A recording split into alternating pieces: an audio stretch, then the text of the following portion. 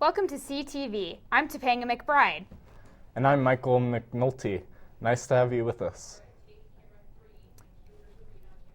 Every year, around 500 people die from carbon monoxide poisoning, and at least 5 to 10 in Colorado.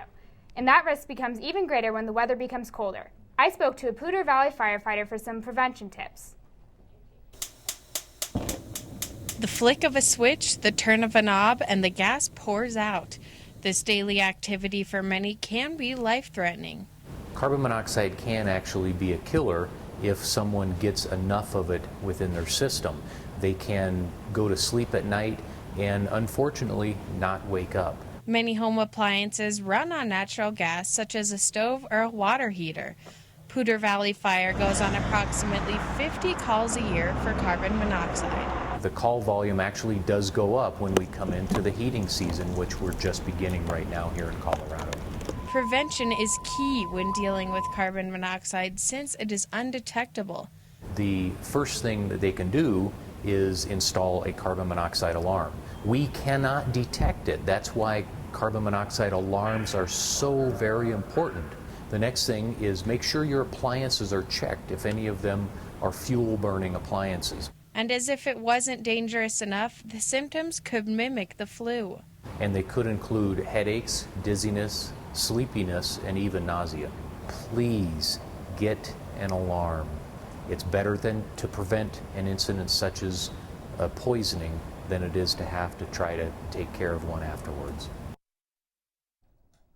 A recent law that was passed states that any rental property must have at least one carbon monoxide detector. If your house doesn't have one, Poudre Fire has a program that gives them out for free. This Veterans Day, artists and veterans got together to explain their stories in a different way.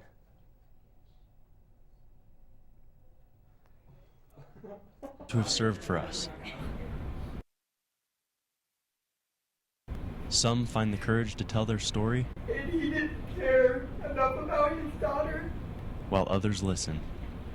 But sometimes there's a disconnect, and that's why CSU hosted the second annual Veteran Print Project. I started the project to help bridge the gap between veterans and civilians, allowing us to have a conversation, and by putting it in art form with the prints. And the participants responded well. This experience was just, it was like trying to walk in somebody else's shoes, but, you know, without the ability to do so, only being able to hear the story of walking in that person's shoes. You know, he was just like, he wanted to know everything about my deployments, my time in the service, and yeah, he was just a very interested guy, and I just started opening up. And with the exhibition, everyone got to see other artists' work to gain a new perspective on their own stories.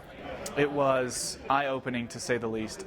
My particular story I had told an immense amount of times. I couldn't count how many times I've told that particular story, but it seemed to have a different meaning when I was telling it through somebody else's work.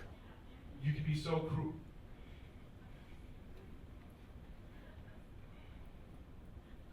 You can be so cruel to somebody, and they can turn around and they can give you a hug, and they can offer you their stuff out of their own house. And it just reminds me that just because you think you don't like somebody doesn't mean that they don't love you.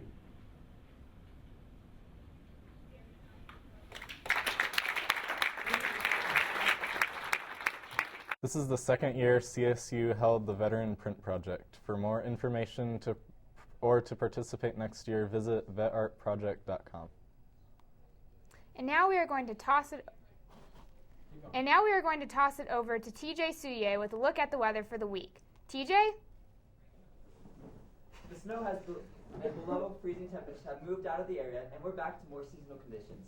An area of high pressure is forming over the region today, clearing out the clouds and bringing high temperatures 5 to 10 degrees warmer than we saw yesterday. Tomorrow should be the warmest day so far this week, with highs into the 50s and a mix of sun and clouds. The weather should be staying fairly stable throughout the next of the week. On Thursday, the temps will dip a bit into the mid-40s, but it warms back into the 50s as we head into the weekend. The lows are hovering around freezing for the next 7 days, so bundle up if you're headed out at night. It stays in the mid-50s with plenty of sunshine and light winds on Saturday and Monday. early part of your Thanksgiving break is looking really nice with highs in the 50s and lots of sun, while the milder weather is still in our area. Back to the desk.